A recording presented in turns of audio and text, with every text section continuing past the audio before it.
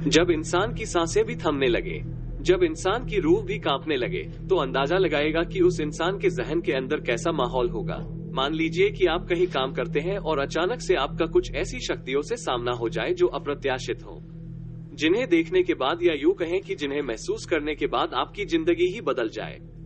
दोस्तों, कुछ ऐसा ही हुआ गुजरात में एक एटीएम सर्विस कंपनी में काम करने वाले जितेंद्र के साथ। गुजरात में एक एटीएम सर्विस कंपनी में काम करने वाले जितेंद्र एक मध्यम वर्ग के इंसान थे। वो न बहुत हाईफाई सोसाइटी के थे, ना ही बहुत ही गरीब। बस किसी तरह उनके जीवन का गुजारा चल जाता था। इतना वो कमा लेते थे। उनकी शादी को करीब 4 साल हो चुके थे। उन्हें एक बेटा भी था। वैसे तो जितेंद्र बहुत ज्यादा पूजा पाठ नहीं करते थे, या यूं कहा जाए कि बहुत ज्यादा इन चीजों में उनकी आस्था नहीं थी, और अगर रास्ते में कोई मंदिर या मस्जिद आ जाए तो अपना सिर जरूर झुका लेते थे।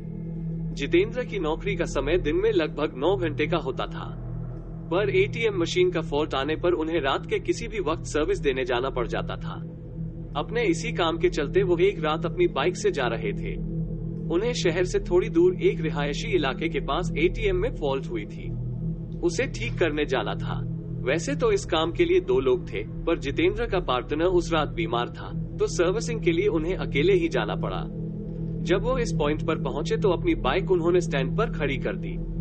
तभी वहां उन्हें एटीएम बूथ पर एक खूबसूरत सी लड़की दिखाई दी। जितेंद्र ने सोचा कि उसे शायद पैसे निकालने होंगे और वो एटीएम मशीन के ठीक होने का वेट कर रही होगी। फॉल्ट ठीक करने के लिए जैसे ही जितेंद्र एटीएम बूथ के अंदर गए, तो वो लड़की भी पीछे पीछे अंदर आने लगी। सिक्योरिटी गार्ड ने उन्हें बाहर रुकने के लिए कहा। अब जितेंद्र अपना काम शुरू कर चुके थे, तभी अचानक उनकी नजर उस एटीएम के बाहर पड़ी। वहां उन्होंने जो देखा उसे देख करके उनके पसीने छूट गए। बाहर जो लड़की खड़ी थी अब वो वहां पर नजर नहीं आ रही थी। उन्होंने चारों तरफ नजर घुमाई, लेकिन उन्हें कोई दिखाई नहीं दिया। उनकी उत्सुकता बढ़े। चूंकि रात का समय था, वीराना सन्नाटा था। एटीएम जहां पर था वहां पर छोटा मोटा जंगल लगा हुआ था। यहाँ तक कि उस जगह पर कुछ लाशों को भी दफनाया जाता था। हो सकता है यही सोच करके उनकी उत्सुकता बढ़ ही गई। उन्होंने दरवाजे से बाहर झांक करके देखा तो उनके रगों में बहता हुआ खून भी बर्फ के जैसे जम गया था, क्योंकि बाहर खड़ी लड़की का चेहरा बुरी तरीके से बिगड़ा हुआ था और वो एटीएम गार्ड का सर अपने हाथ में लिए हुए खड़ी थी और वो जितेंद्र की ओर घूर घूर करके देख रही थी। ये सब देख करके जितेंद्र का दिल बेतहाशा तेजी से धड़कने लगा। उन्होंने वहां से नजरें हटा ली और सोचा कि हो सकता है कि ये उनका भ्रम हो। वो ये सब सोच ही रहे थे कि तभी अचानक उनके सीनियर का फोन बज उठा। वो फोन वहां का फॉल्ट जल्दी ठीक करने के लिए था। कांपते कांपते जितेंद्र फिर से काम पर लग गए। थोड़ी ही देर में उन्होंने एटीएम मशीन ठीक कर ली। इस बार एटीएम बूथ के बाहर देखने पर सब नॉर्मल लग रहा था। वो लड़की भी वहां खड़ी थी और एटीएम बूथ का गार्ड भी उसके आसपास आराम से खड़ा था। जितेंद्र ने सोचा कि पहले जो भी देखा होगा वो सब उसका भ्रम ही होगा।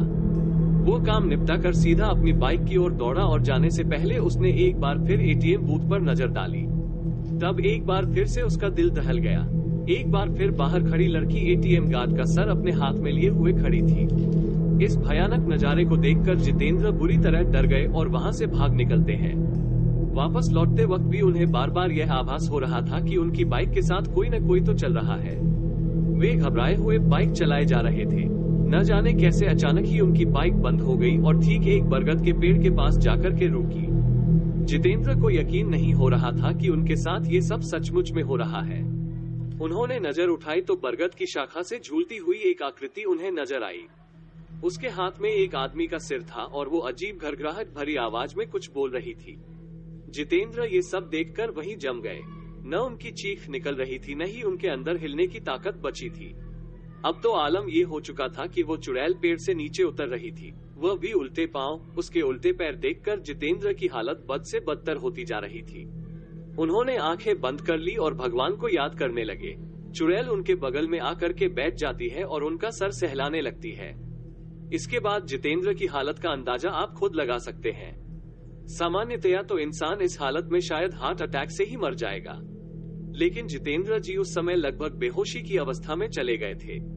करीब 2 घंटे बाद जब उन्हें होश आया तो उन्होंने देखा कि उनके सर पर बाल ही नहीं थे। उन्हें अपनी हालत देख करके खुद पर तरस आ रहा था और डर भी विकराल रूप से लग रहा था।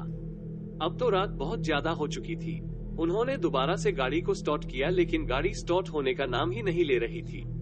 बस उन्हें सुकून इतना था कि वो अभी तक जिंदा थे। लेकिन जैसे ही बाइक स्टार्ट हुई और उन्होंने बाइक को आगे बढ़ाया, वैसे उन्हें साफ साफ महसूस हुआ कि कोई पीछे उनकी गाड़ी पर बैठा है। कोई दिख तो नहीं रहा था, लेकिन उन्हें दोबारा से साफ साफ एहसास हुआ कि किसी ने उनके कंधे पर हाथ रखा है।